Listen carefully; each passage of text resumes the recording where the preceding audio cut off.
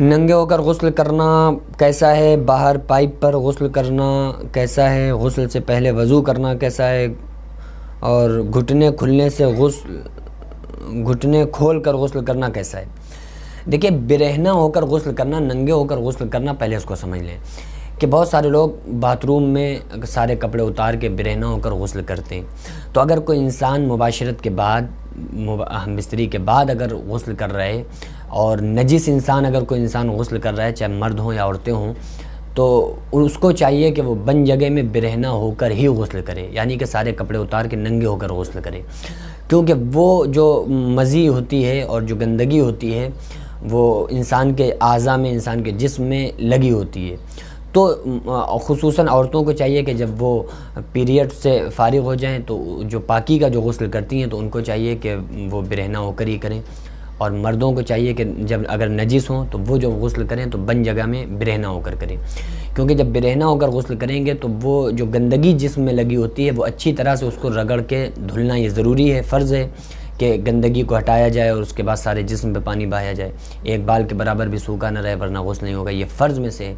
تو انسان کو چاہیے کہ نجس اگر رہے تو غسل کرے تو بند جگہ پر کرے اور اچھی طرح سے گندگی کو صاف کر لے، یہ مردوں کے لیے بھی ہے اور عورتوں کے لیے بھی ہے۔ اور پوچھ رہے ہیں باہر پائپ پر غسل کرنا کیسا ہے؟ بہت سارے لوگوں کو آپ نے دیکھا ہوگا کہ پائپ پر غسل کرتے ہیں، تو دیکھیے پائپ پر انسان غسل کر سکتا ہے، کوئی پرابلم نہیں ہے، لیکن جو حدیث پاک میں آتا ہے الفخذ عورت، ران سطر چھپانے کی جگہ ہے، یعنی جو گھٹنے ہوتے ہیں، گھٹنوں سے لے کر اوپر تک، ناف تک، یہ مردوں کے اوپر چھپانا فرض ہے۔ تو اس لیے اگر وہ پائپ وغیرہ پر غسل کر رہے ہیں، بہرحال یہ بہتر نہیں ہے، لیکن اگر کرنا چاہیں تو کر سکتے ہیں، لیکن ان کو چاہیے کہ وہ اپنے گھٹنوں کو مکمل طرح سے ڈھانک لیں، تہمت وغیرہ پہن کے غسل کریں، انڈر ویئر وغیرہ پہن کے باہر پائپ پہ کھلے میں غسل کرنا یہ بہتر نہیں ہے، کیونکہ گھٹنے کھولنا یہ جائز نہیں ہے انسان کے لیے، گھٹنوں کا چھپانا یہ فرض ہے، حدیث پاک میں آتا ہے الفخذ عورت۔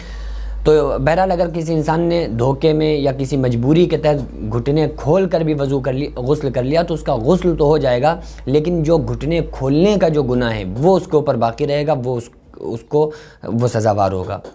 غسل سے پہلے وضو کرنا، بہت سارے لوگ غسل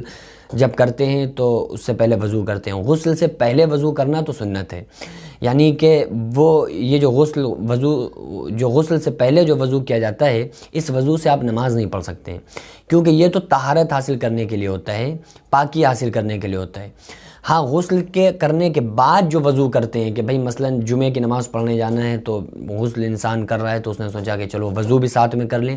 اب جا کر نماز پڑھنا ہے، تو اگر اس نیت سے، نماز کی نیت سے انسان نے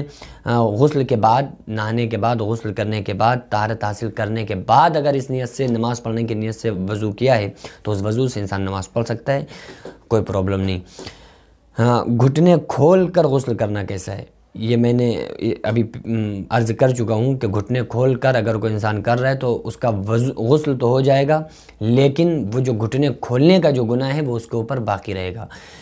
مردوں کی جو سطر ہے وہ گھٹنوں سے لے کر ناف تک ہے، ان کو چاہیے کہ اپنی سطر کو چھپائے رکھیں، اور یہ فرائض میں سے ہے۔